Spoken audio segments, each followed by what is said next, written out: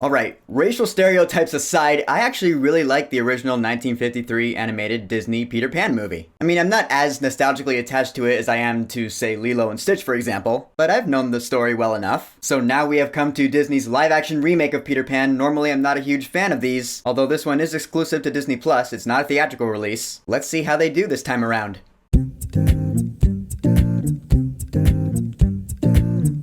Peter Pan and Wendy. So Peter Pan and Wendy, like I said, is Disney's live-action remake of their 1953 Peter Pan movie. And it follows the same story. Wendy, John, and Michael Darling, their three kids growing up in London. Peter Pan shows up with Tinkerbell and takes them away to Neverland, where they all go on a swashbuckling adventure. With Tiger Lily and the Lost Boys, against the evil Captain Hook, played by Jude Law in this movie. And here we go! Now, pretty much ever since Cinderella, I have not been too kind to these live-action Disney remakes, cause I have just not been a fan of any of them. There have been a couple of exceptions though. I thought Dumbo was alright, and also Lady and the Tramp. Those two I actually thought were pretty good. The rest of them, no. So mathematically speaking, in my opinion anyway, the odds were against this one, but I gotta say, I actually enjoyed Peter Pan and Wendy. Surprisingly so. I mean, it's Peter Pan. It's really hard to screw up Peter Pan in my opinion. Cause I do love this story a lot. This is the classic swashbuckling adventure for kids. In fact, the whole thing, it's a bedtime story. That's the point of the whole thing. That's how I see it. In fact, the original story of Peter Pan, we're talking like way back, the original Peter Pan, was created by J.M. Barrie as a bedtime story that he would tell to his friends' kids. I just love that, you know? There's something so pure about that childlike wonder. I mean, it's Neverland. This is the place literally where you do not grow up, where every day's an adventure. It almost makes me miss being a kid. And I thought the characters in this one, I thought they were done pretty well. The kid they have playing Peter Pan, this is actually his very first movie, and I thought he did a really good job. I mean, yeah, I will say he's not as snarky as his animated counterpart. That's not to say he's not snarky at all. He is snarky, just not as much. But that's what I've always liked about Peter Pan. He's a trash talker. He has fun while he's fighting Captain Hook, like a kid would. Just like old times. All your times are old, Captain.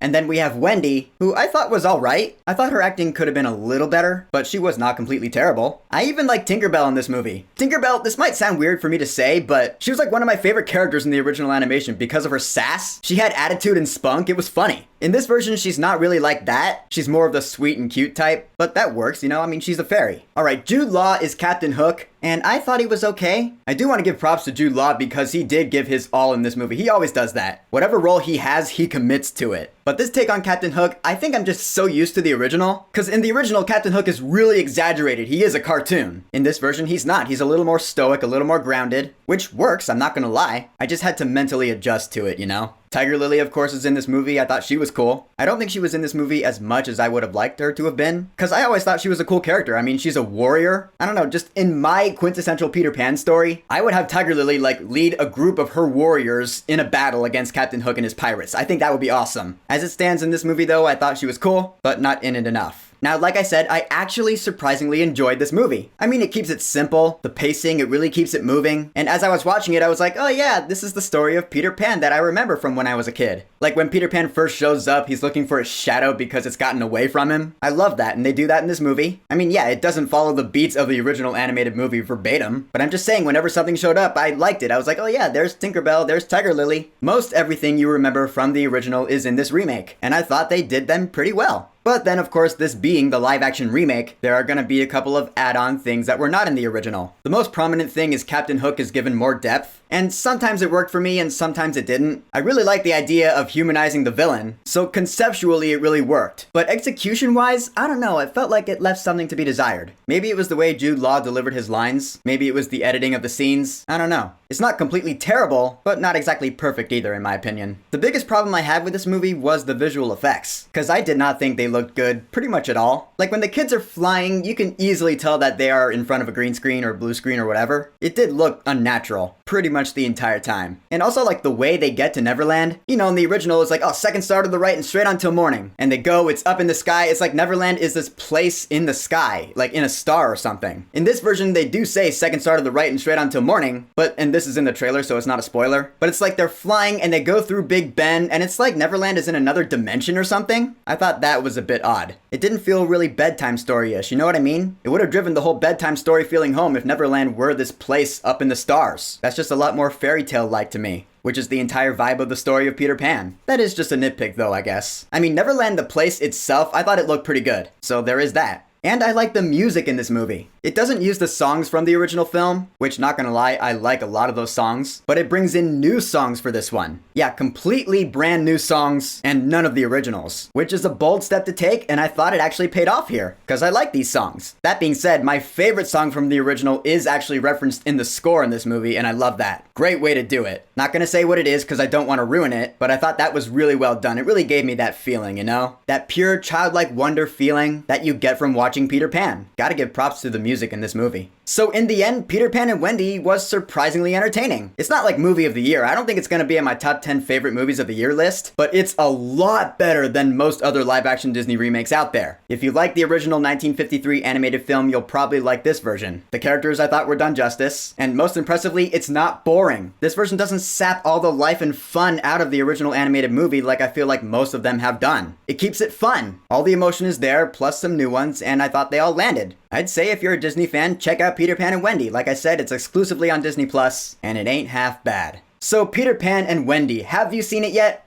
What are your thoughts on it? Whatever you think, go ahead and leave a comment. And of course, thank you for subscribing. Peace!